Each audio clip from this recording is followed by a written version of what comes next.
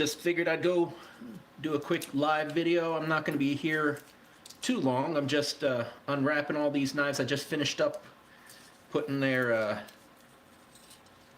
protective coating on the handles, and I've only got one that needs a so I figured I'll just go ahead and do a quick live of me making that sheath. This is one of the Santookos with a bacote handle that's not getting a sheath. The knife that's getting a sheath is this Tonto right here, Purple Heart 8-inch Tonto. Haven't polished it or anything, but figure I'll get the sheath made, then I can get her polished up, and the wife can do her thing after that. So this is the one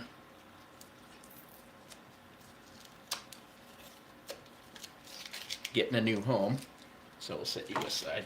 But all the rest are going to need polishing over there on the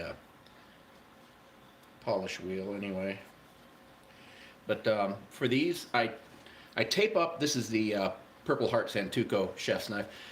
When I put the urethane coating on, I like to just wrap the blade just a smidge in case there's any dripping, and you can see that it does protect the blade. Now I can buff that off or scrape it off, but it shortens the life of your buffing wheel, and scraping it might mar the surface of the blade, and then you've got a lot more buffing to do, or even worse, you got to go back and do some more sanding. So I just like the inch of prevention. Now if you look down here, you can see the magnetic bar that I've got the knives stuck to, and every time I use this bar I replace this piece of tape, because the magnet pulls the fine metal dust right out of the air, and if you just slap a blade on there, it'll scratch it all up. So fresh piece of tape, and it adds a little bit of overhead, but it saves me time. It makes my life a little easier. So plus now that this is a business that my wife owns, all this tape and other consumables are a business write-off. So just like the security system that we're installing right now, I'm putting in half of the security system right now. I've got 4 cameras on the house over here on this side, on the north, east, and south side of the house, and that covers the side of the house that the shop is on.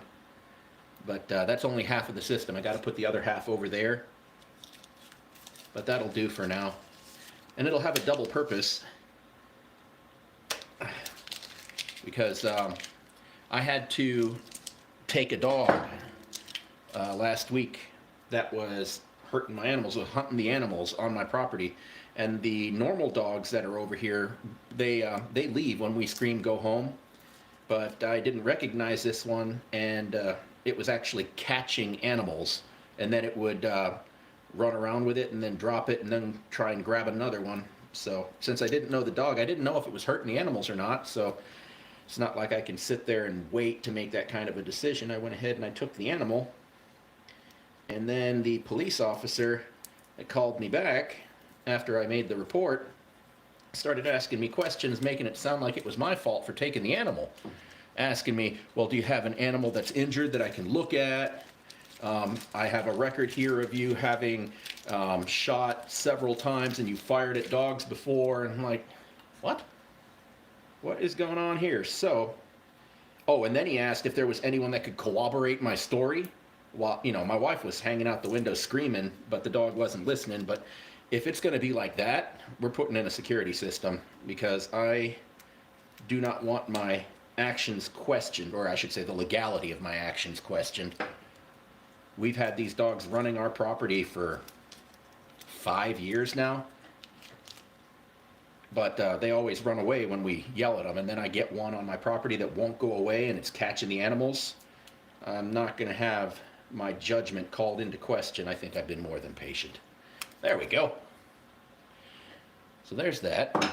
Now this one, no, where did, oh, I put it over here. So for those of you that are here now that weren't here, there's only one sheath being made. It's for this one right here. I haven't polished it or anything, so forgive the rough look. But this is a Purple Heart Tonto that hasn't been polished or anything.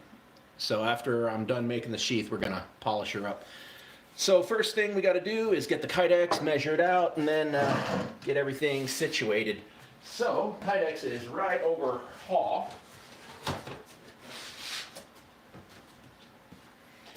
This is the forming sheath, or forming press right here. We'll play with that later.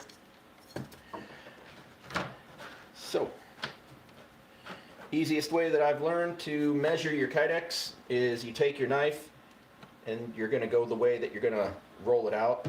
So 1, 2, 3, 4, ½ inch over. And these sheets right here are a little wider than absolutely necessary, so I do end up with a bit of excess to trim off. But we hold on to them for smaller knives like California cleavers and whatnot, other specialty blades. They tend to come in handy enough. And then of course, one more again. My daddy gave me a saying that I have used my whole life: measure twice, cut once. Because you can always make something shorter, but it's a bit of a trick to make something longer.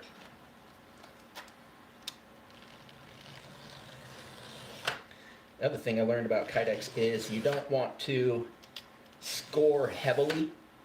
You'd rather score light a bunch of times than score heavy, because if you score heavy, then your blade could deviate on you and you end up with a weird funky cut and a few inches of unusable Kydex because you got a big old mar on it.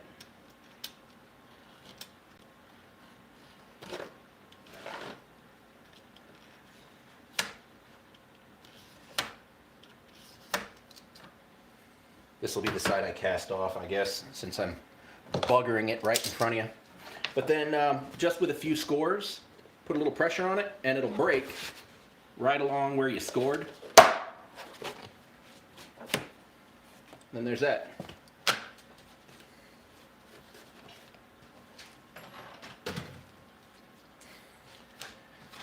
So, get you set up now. The forming process takes 5 to 7 minutes depending on the thickness of your Kydex, but then it also helps if you measure out how much you're going to use, because if you don't trim it now, then you're going to end up with a whole hell of a lot more than you want.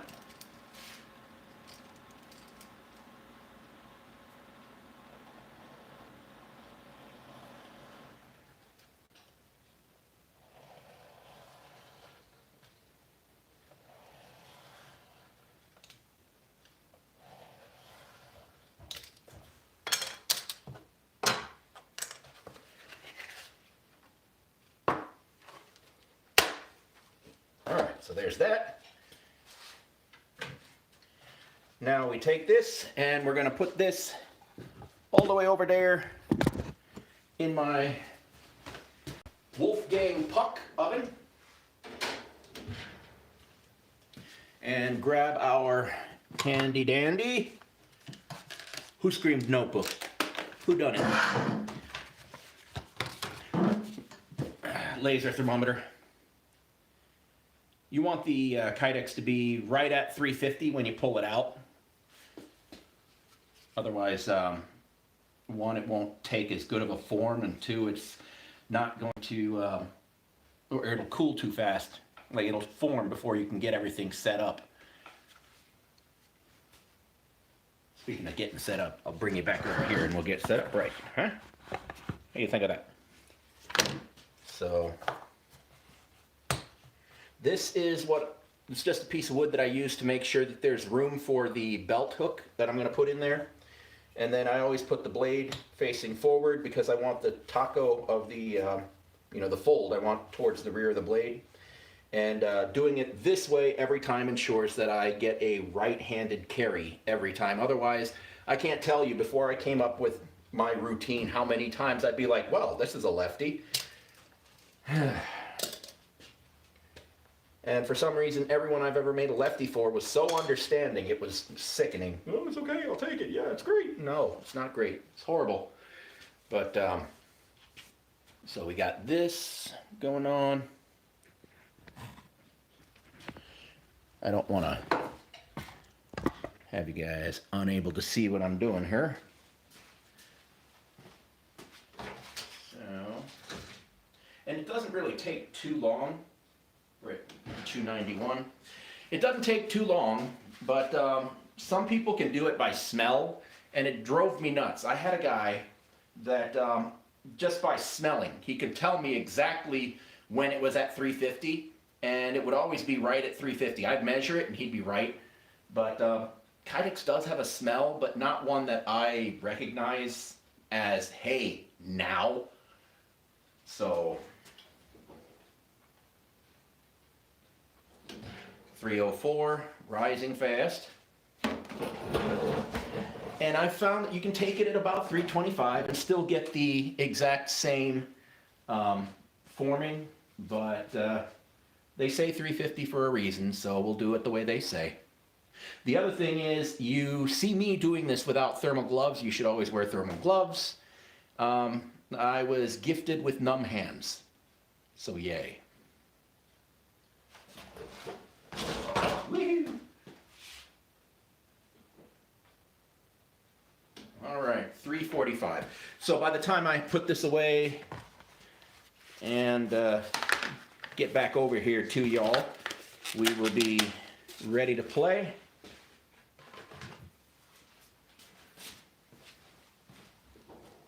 So at 350 degrees, that hard Kydex is now a limp noodle.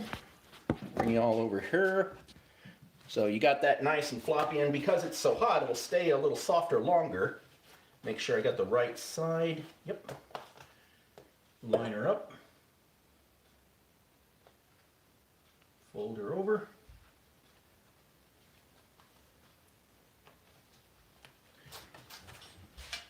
Now there are some people that have fancy vacuum forming Kydex presses, and I'm very jealous of them.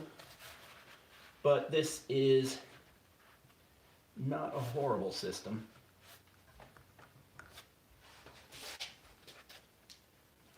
All right, we good, we straight. All right. Now we sit for at least 5 minutes. One of the huge drawbacks of not having a vacuum press for your Kydex forming is this, I don't know what to call it, foam, is very thermally insulate, I don't know. It takes a long time for something in there to cool down because the heat's got nowhere to go. So if you take it out too soon, you end up with the floppy, and it's not going to be firm like you need. Oh, well, while that's going, we can continue getting ready. So, this is my Sheath suitcase. Got it at an auction. All right, I actually, at an auction, I was bidding on this case. And I guess I just wasn't paying attention to what the auctioneer was saying. And so I won this case for 50 cents. And I'm like, great, yay. And I went to take it and walk away, and they're like, hey, wait a minute. What are you going to do with the rest of them? This was like the head of a line of 22 shitty cases. I mean, they were bad. And I was just like, oh no. And I had to take them all home in the back of an itty bitty truck, and then a big mess. I've still got a couple around here because there were a couple that were okay. I even had a Halliburton, but I gave it to the girls next door when they still lived there. But it was just such a headache. But I still have that one. So, yay, fun auction story. Now we've got my rivets. Hold on here. This is the power cord going to the phone that you guys are watching me on, so I gotta be a little ginger. So, 2 different types of rivets for this. Got the long rivets and the short rivets. This is the rivet press. And then I got to do some drilling, which I need to redo my drill setup over here. All right, we're done with the sheath, or the oven for now. And then this drill press, my wife wants me to replace this drill press, but it was a gift to me from the only apprentice I've ever taken. And he has since moved on from this life. So I really am kind of partial to it.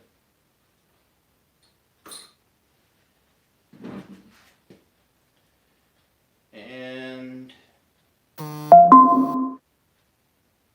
yeah, this ain't it. I've got so many different drill bits and brad bits all over the place that it's hard for me to keep track of which one's which. That was one of the brad bits that I have, and it is for drilling through the wood, but it comes in contact with metal, so the shoulders of the drill bit, kind of hard to see, the shoulders of the drill bit up here have worn away a bit, and they won't give me a good clean cut through the Kydex. So this is the one I saved for Kydex and Kydex only.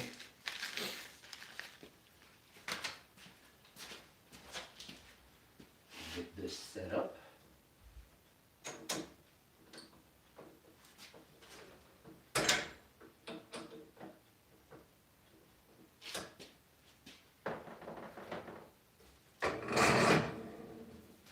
Okay. All right, bring you back. Sorry if I'm getting you motion sick. Hasn't exactly been that long. Let me reach in here and see if we're doing all right.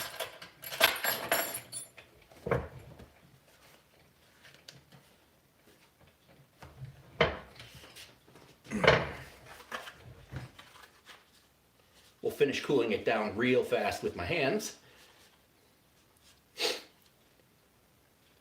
Again, if you can feel your hands, please don't do this. I'm sure I'm doing damage.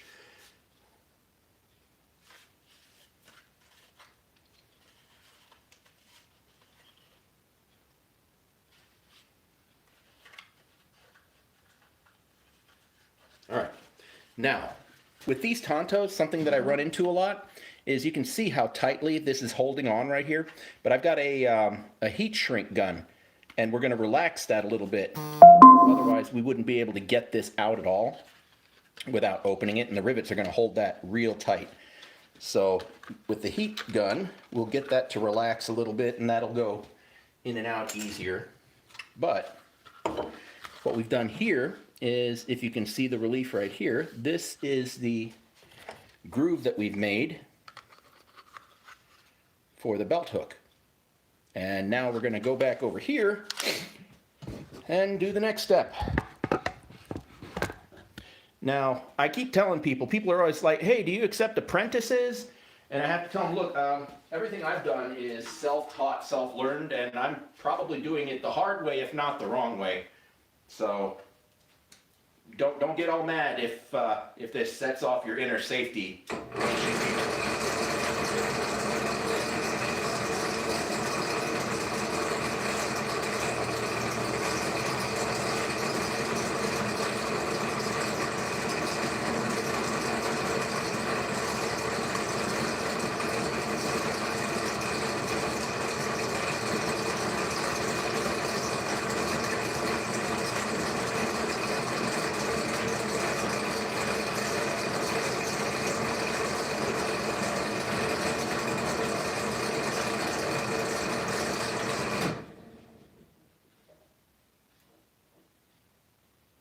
Ever once accidentally poked my finger.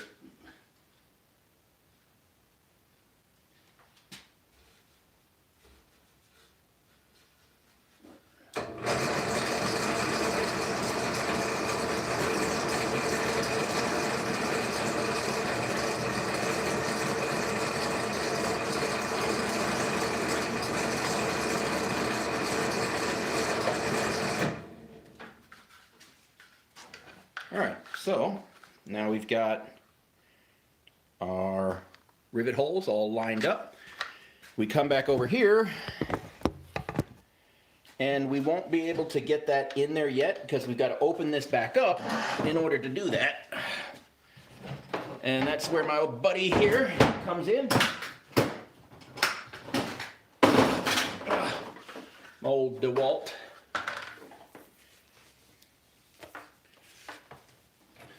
This gun was actually part of the entire kit that came for the Kydex sheath making. So I set this to 400, and we'll let that warm up for a second. Set it to 400 and use that to soften up this fold here. Open it up just enough to get the rivets placed. Let's get the rivets out, huh?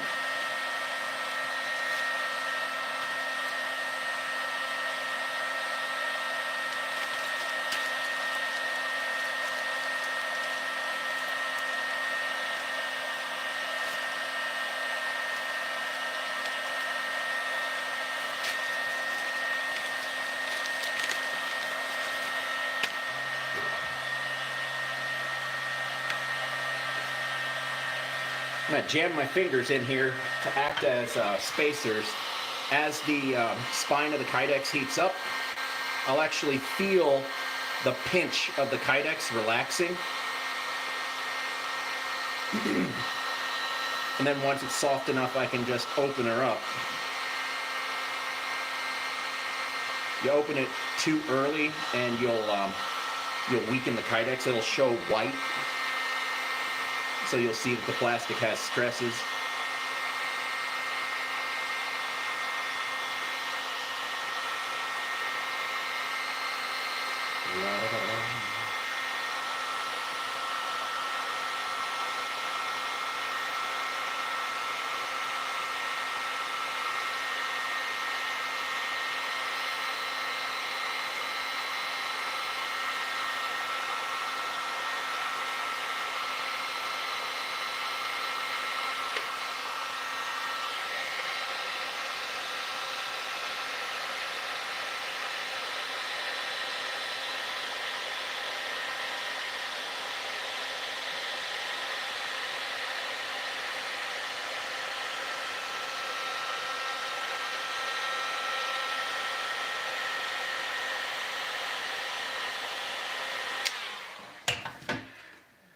Good.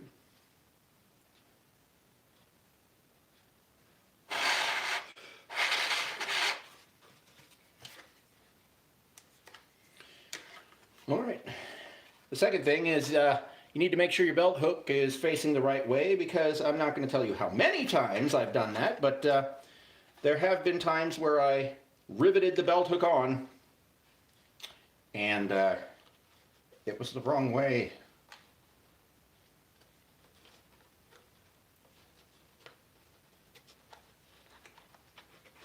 Kind of annoying when you're that far along in the process and you have to start over because you made a boo-boo.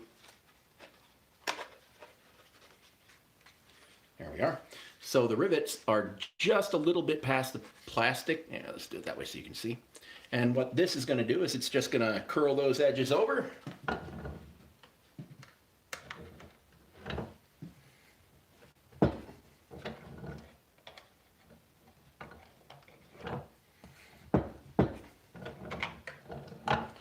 And that gives you your hold. Next step is to close this back up and then head back over to the drill, and we'll get a few more rivets put in.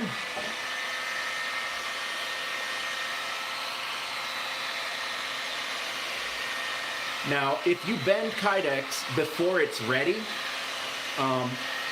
the part of it that was not ready turns white. So I've learned that you really want to heat the outside up first, because if the outside is the side that's not ready to bend, when you do bend it, it turns white, and it really doesn't affect the quality of the product, but then you do end up with something that looks off. And I know you put all of the work into the knife, but the sheath is what they're going to see most of the time. And if they're not happy with the sheath, then you're not going to have a good time. Now the other thing is, because we've heated it back up and relaxed it, that spine, you see how it's a big fat wheel right there? So we're going to heat this up nice and hot, and then we're going to press it again just to bring that down a little.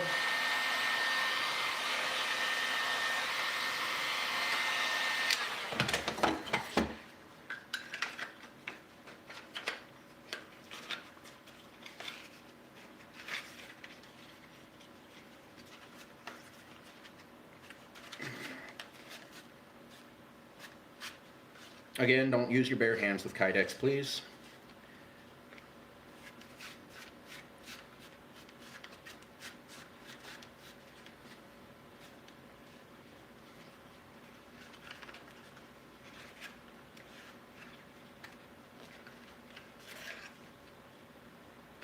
Okay.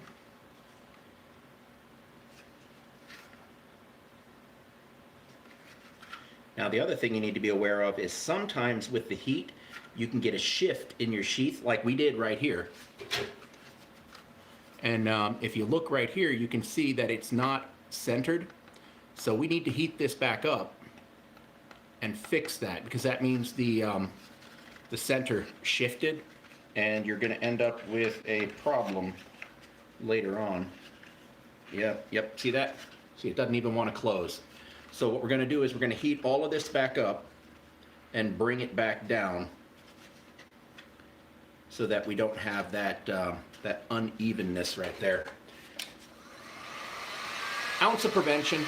I mean, this is not strictly necessary. We can get the fit done right even without doing this part. But I'll know it's there. Like the user, the buyer would never have known about that.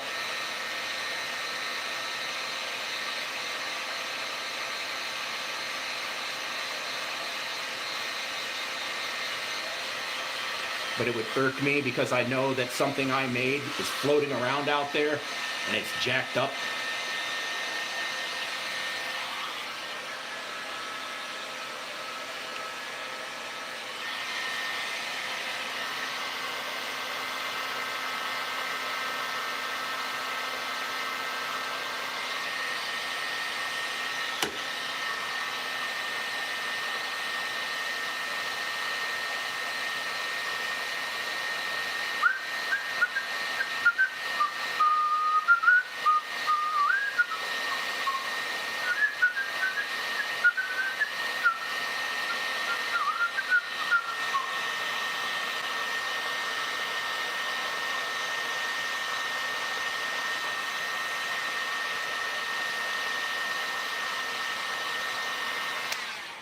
All right, so we got, see how we got that all soft now?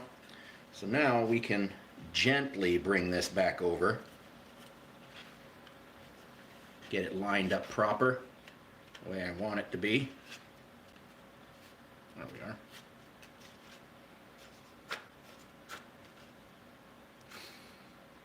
And then make sure that our fit and finish is going to allow it to do what I want it to do,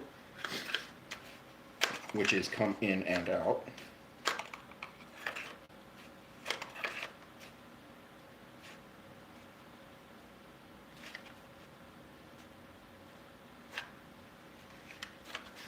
All right, and there's that. We're doing good.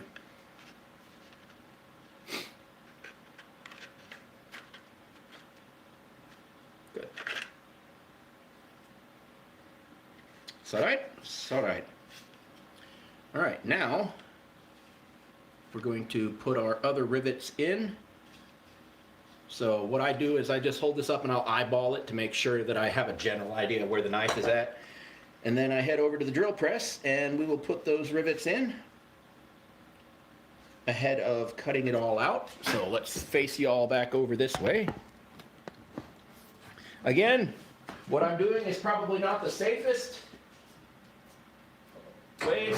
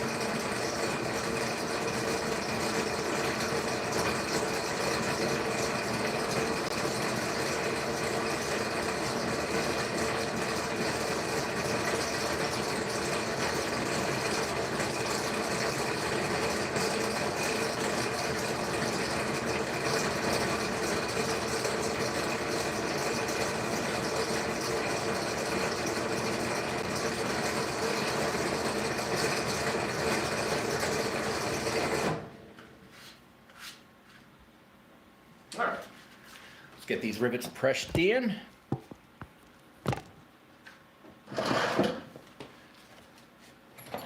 We're probably still going to need the heat gun at least one more time. Let's just get the final fit on.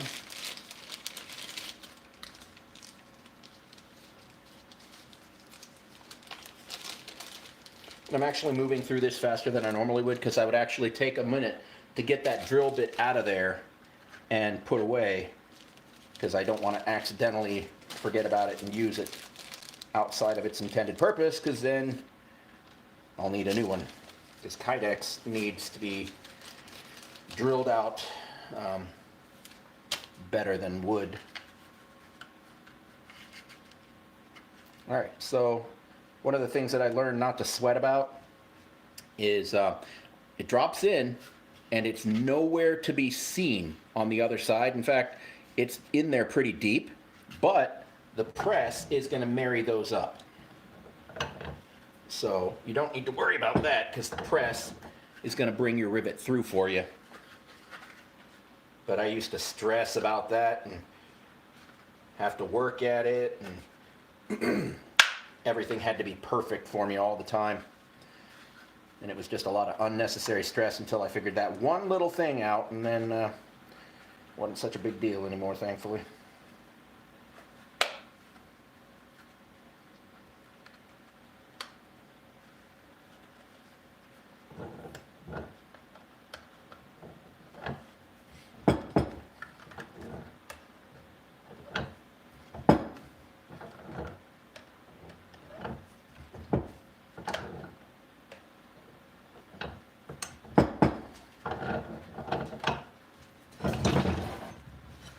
All right, so fit test.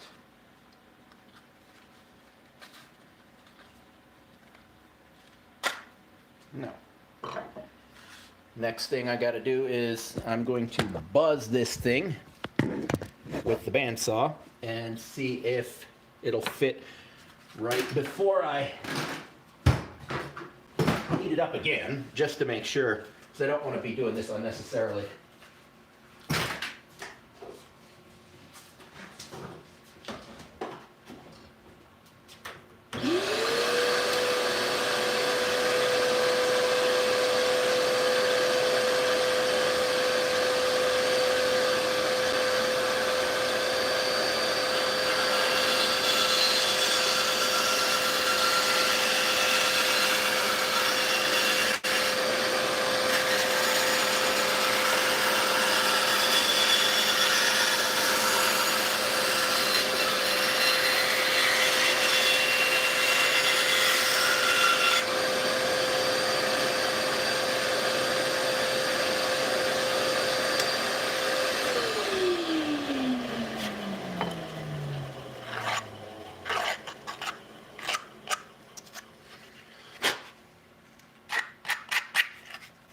All right, so what do we got now?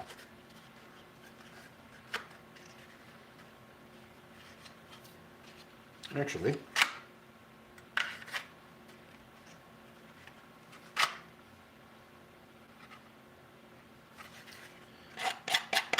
that's not too far from what I want.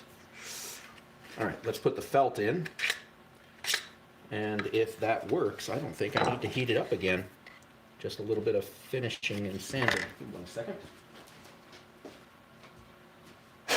So I've got a little bit of felt here. And one of the things that I've learned this way is inside here you can see the rivets right here. Now on Purple Heart it's not going to do it too much, but on the softer woods like walnut, where the rivet sits against the wood, you're going to get a little bit of marring on the blade, or not on the blade, on the wood. And that's not a huge deal, but I want it to get to the customer in as near to perfect condition as possible. So to me, it's worth just the little bit of extra effort to put this one little piece in there.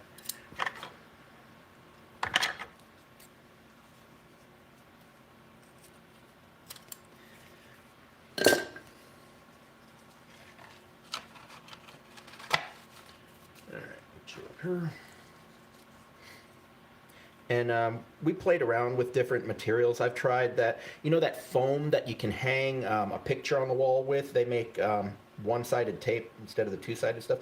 That stuff will work too, but it wears off really, really fast, and it just crumbles away, and it leaves a mess. And this might increase my production cost by